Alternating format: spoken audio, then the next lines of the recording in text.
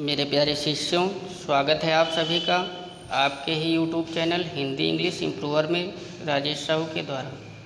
प्रिय छात्रों, आज हमने मैथिली सरल गुप्त जी के द्वारा लिखा हुआ गीत नामक शीर्षक को चुना है, जिसकी संदर्भ, प्रसंग और व्याख्या इस वीडियो में बताई गई है। ये शीर्षक यूपी बोर्ड क्लास 12 के हिंदी के जो काव्य खंड है उस काव्य खंड पे निर्धारित है। तो आइए इस गीत का संदर्भ, प्रसंग और व्याख्या देखते हैं। प्रस्तुत गीत में जो लक्ष्मण की पत्नी उर्मिला जी होती हैं, उनकी विरह व्यथा का वर्णन किया गया है। जब भगवान रामचंद्र जी वन के लिए प्रस्थान करते हैं तो लक्ष्मण भी उनके साथ में जाते हैं और उनकी पत्नी उर्मिला यहीं घर में अकेली रह जाती हैं और 14 साल तक विरह को झेलती हैं। उस दौरान जिस समय में, जिस मौसम में उनकी जैसी स्थिति हो जाती है, उसी स्थिति का वर्णन किया गया है। तो आइए शुरू करते हैं।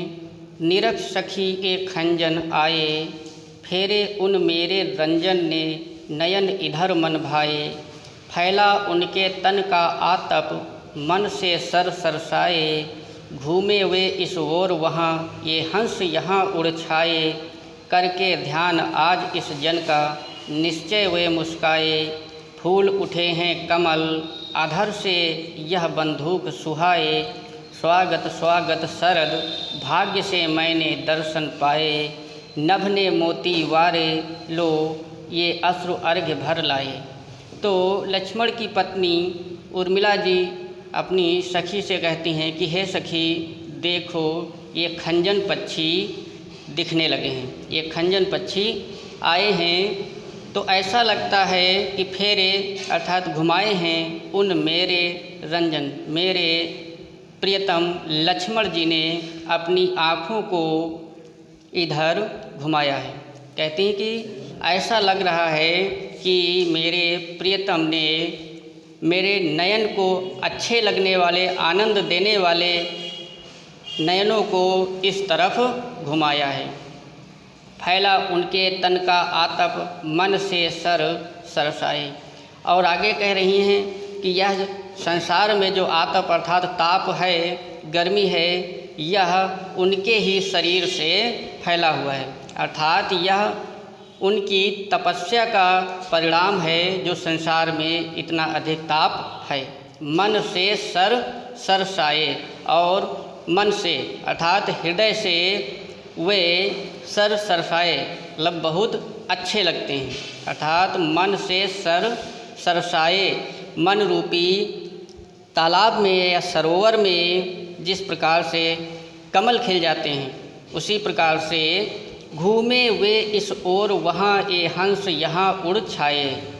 घूमे वे इस ओर वहाँ, अर्थात लक्ष्मण जी वहाँ पर्णकुटी में जहाँ रहते थे वे हमारी तरफ घूमे हैं और उन्हीं के संकेत के रूप में ये हंस उड़कर यहाँ पर आए हैं।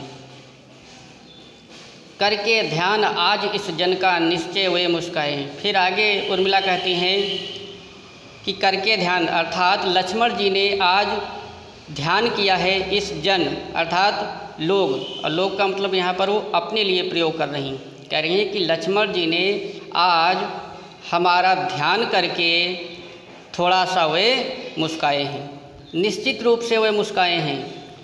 तभी तो फूल उठे हैं कमल, कमल के फूल खिल गए हैं, अधर से यह बंदूक सुहाए, अधर में होठ से, अर्थात उनके जो होठ हैं, बंदूक ये एक विशेष प्रकार का फूल है, तो वो जो बंदूक फूल हैं वो उनके ओठों के समान सुंदर हैं, शोभायमान हो रहे हैं और वे सब फूल खिल उठे हैं।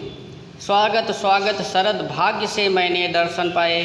फिर उर्मिला जी शरद ऋतु का स्वागत करते हुए कहती हैं कि हे शरद ऋतु तुम्हारा स्वागत है, बारंबार स्वागत है, क्योंकि बहुत भाग्य से मैंने आपका दर्शन पाया। नभ ने मोती वारे, और नभ अर्थात आकाश, मोती का मतलब यहाँ पर ओस के कण, अर्थात जब शरद ऋतु होती है तो शरद ऋतु में आकाश से ओस की बूंदें अधिक गिरती हैं। तो कहा कि आकाश ने भी, आपके स्वागत में आकाश ने भी ओस रूपी मोतियों को आपके ऊपर न्यौछावर कर दिया है, आपके स्वागत के लिए न्यौछावर कर दिया है। लो ये अश्रु अर्घ्य भर लाए, और ये जो हमारी आँखों के आंसू हैं ये भी आपका स्वागत कर रहे हैं। Hey there. Subscribe to my channel. And also press this bell icon. अगला देखते हैं, शिशिर ना फिर गिर वन में। शिशिर अर्थात शरद ऋतु, ना फिर इधर उधर मत घूमो। गिर वन, गिर मीन्स पर्वत, वन मीन्स जंगल। तो उर्मिला जी कहती हैं कि हे शरद ऋतु, तुम इधर उधर पर्वतों पर और जंगलों में मत घूमती फिरो, मत घूमो। जितना मांगे पतझड़ दूंगी मैं इस निज नंदन में। और कहती हैं कि जितना भी पतझड़ तुमको चाहिए, क्योंकि शरद ऋतु में पेड़ पौधों पर पतझड़ हो जाता है, तो कह रही हैं कि जितना पतझड़ तुमको चाहिए वो सब मैं तुम्हें इस अपने शरीर रूपी वन से दूंगी। क्योंकि जब से लक्ष्मण जी चले गए हैं तो मेरा पूरा शरीर पतझड़ की तरह हो गया है, तो जितना भी पतझड़ आपको चाहिए मैं अपने इस शरीर से दूंगी। कितना कंपन तुझे चाहिए ले मेरे इस तन में, और जितना भी कंपन तुझको चाहिए वह सब मेरे शरीर से प्राप्त कर लो। अर्थात मेरे शरीर में कंपन भी बहुत अधिक है। सखी कह रही पांडुरता का क्या अभाव आनंद में। और सखी कह रही, और हमारी सखियां कहती हैं कि पांडुरता अर्थात पीलापन का क्या अभाव आनंद में, कि मेरे चेहरे पर, मेरे मुख पर पीलेपन का अभाव नहीं है। तो इसलिए जितनी पांडुरता या पीलापन तुमको चाहिए वह भी तुम मेरे चेहरे से, मेरे मुख से प्राप्त कर सकती हो। वीर जमा दे नयन नीर यदि तू मानस भाजन में। फिर आगे उर्मिला जी कह रही हैं कि शरद ऋतु से कि यदि तुम बहुत वीर हो, बहादुर हो, तो जमा दे नयन नीर, तो नयन नीर अर्थात आंसू, मेरे आंसुओं को जमा कर दो। तू मानस भाजन में, मानस मीन्स हृदय, भाजन मीन्स पात्र या बर्तन। तो यदि तुम में यह ताकत है, शक्ति है, तो मेरी आँखों के जो आंसू हैं उनको मेरे हृदय रूपी पात्र में जमा कर दो। तो मोती सा मैं अकिंचना रखूं उसको मन में, और मैं उसे एक मोती के समान मान करके, बहुत संभाल करके उसको अपने मन के अंदर रखूंगी। हंसी गई रो भी न सकूं मैं अपने इस जीवन में। और उर्मिला जी कह रही हैं कि मेरा जीवन इस प्रकार का हो गया है कि मेरे जीवन से हंसी गई, अर्थात हंसी चली गई है। रो भी ना सकूं मैं, और अब रो भी नहीं सकती हूँ, अर्थात मेरे जीवन से हंसी और रोना दोनों चीज़ें चली गई हैं। तो उत्कंठा है देखूं फिर क्या हो भाव भुवन में, और मैं यह जानने के लिए उत्सुक हूँ कि जिसके जीवन से हंसी और रोना दोनों चीज़ें चली जाती हैं, तो इस भाव रूपी संसार में उसकी क्या स्थिति होती है। इस चीज़ को जानने की मेरी बहुत अधिक उत्कंठा है, बहुत तीव्र इच्छा है।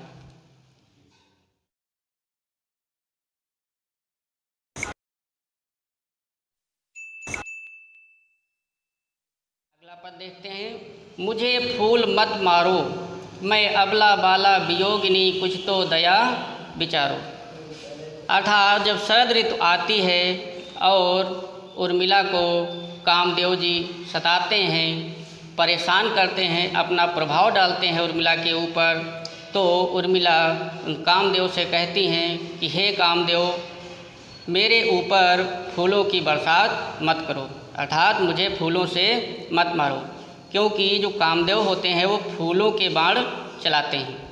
इस संसार में सबसे सुंदर और मोहक कामदेव जी हैं और सबसे सुंदर उनकी पत्नी जिसका नाम रति है वह सबसे सुंदर मानी जाती है।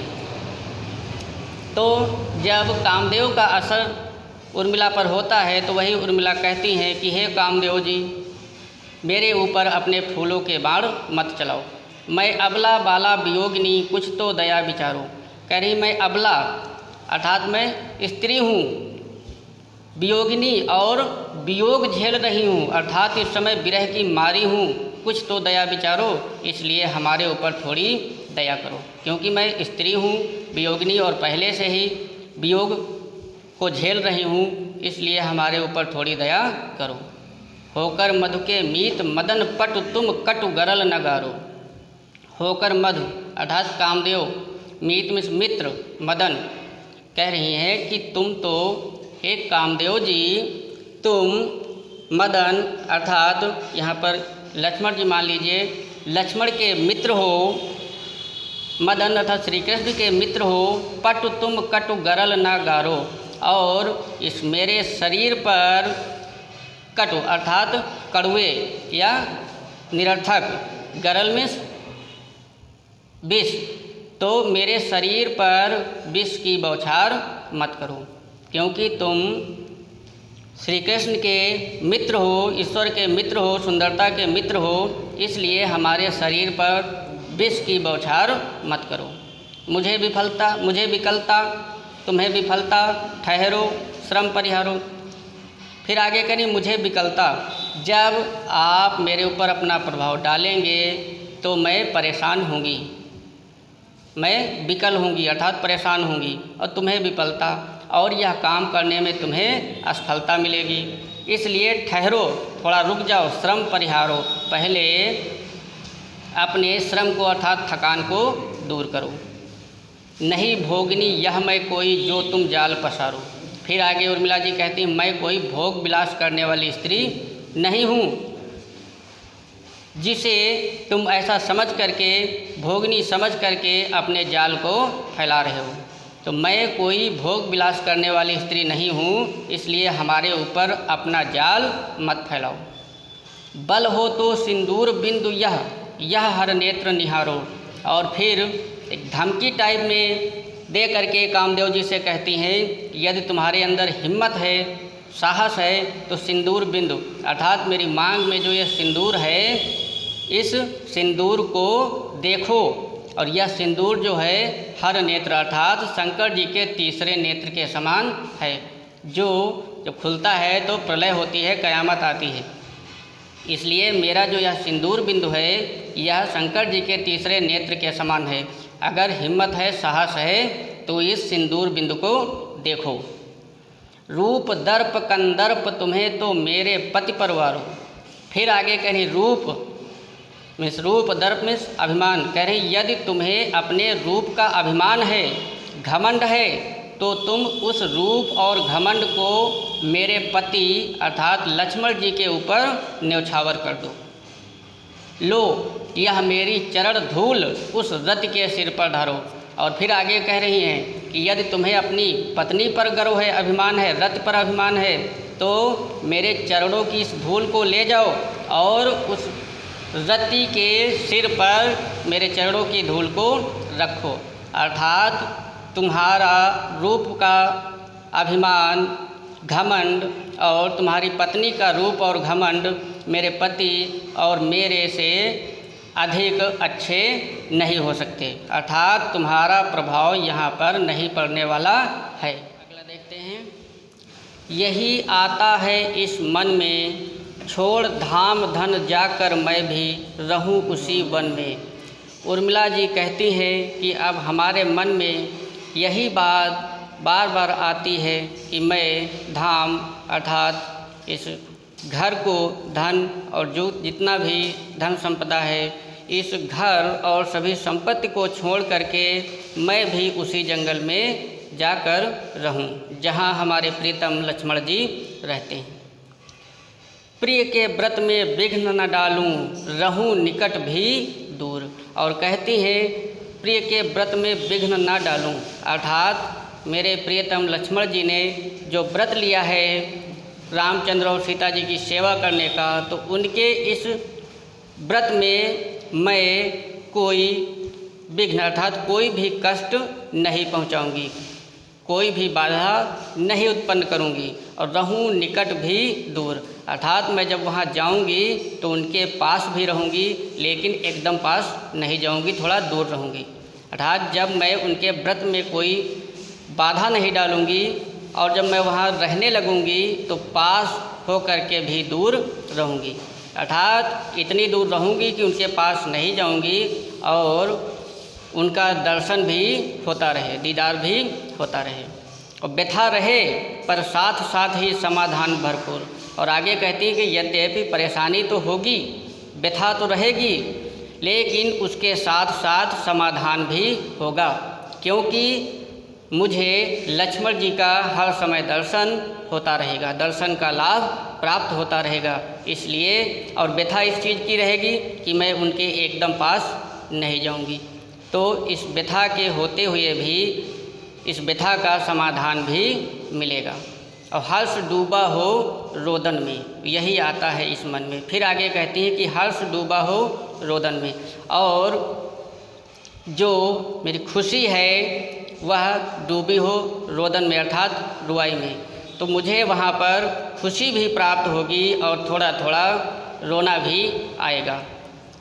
फिर आगे कहती यही आता है मन में कि मेरे मन में बस अब यही विचार आता है कि मैं घर धाम संपदा सब छोड़ करके उसी जंगल में जहाँ मेरे प्रियतम लक्ष्मण जी रहते हैं उसी वन में जा करके निवास करूं।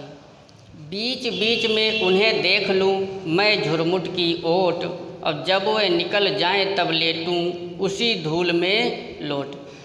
फिर उर्मिला जी कहती हैं कि जब मैं वहाँ रुकूंगी, वन में निवास करूंगी, तो जो पेड़ों की पत्तों की जो झुरमुट हैं उनके आड़ में आकर के, उनके पीछे से आकर के उस झुरमुट के बीच से मैं अपने प्रियतम का दर्शन कर लूँगी। जब वे निकल जाएं और जिस रास्ते से वे निकल कर कहीं जाएंगे तो उनके जाने के बाद मैं उनके पैरों के नीचे की जो धूल होगी उस धूल में खूब लोटूंगी। अर्थात जब वे कहीं जाएंगे तो उनके पैरों की जो धूल होगी उसी धूल में मैं लोट लूँगी। और रहे रत वे नित्य साधन में, और उन्हें किसी प्रकार का व्यवधान उत्पन्न नहीं करूँगी। जो उन्होंने व्रत धारण किया है वे अपने व्रत में, अपने कर्म में लगातार लगे रहें। यही आता है इस मन में कि मेरे मन में अब यही विचार आते हैं। अगला, जाती जाती गाती गाती कह जाऊं यह बात, धन के पीछे जन जगती में उचित नहीं उत्पात, प्रेम की ही जय जीवन में यही आता है इस मन में। फिर उर्मिला जी आगे कहती हैं कि जाती जाती अर्थात अंत में, जाते जाते और गाते गाते मैं एक बात कह रही हूँ। अर्थात मैं जाते जाते और गाते बजाते हुए, शोर करते हुए एक बात कहकर जा रही हूँ कि धन के पीछे जन जगती में उचित नहीं उत्पात। धन के पीछे जन अर्थात इस संसार के सभी लोग धन के पीछे पड़े हुए हैं, सभी लोग धन के पीछे पड़े हुए हैं। लेकिन मैं उनको बता दूं कि धन के पीछे पड़कर इस संसार में उत्पात करना, ऊटपटांग काम करना ये उचित नहीं होता है, क्योंकि अंत में धन वाले की जीत नहीं बल्कि प्रेम की ही विजय होती है। तो उर्मिला जी यही कहती हैं कि मैं लोगों को यह बात शोर करके, ढोल बजा करके बता रही हूँ कि धन के पीछे पड़कर, धन के लालच में पड़कर लोग इस धरती पर, संसार में अत्याचार ना करें, क्योंकि अंतिम समय में, जीवन के अंतिम पड़ाव पर जीत सिर्फ प्रेम की ही होती है, ना कि धन के पीछे भागने वाले लोग। इस प्रकार से इस पद्यों को मैथिली शरण गुप्त जी ने, जिनका एक काव्य साकेत है, उसी में से शीर्षक को लिया गया था और लक्ष्मण जी की पत्नी उर्मिला ने इस प्रकार से अपनी विरह व्यथा का वर्णन किया था।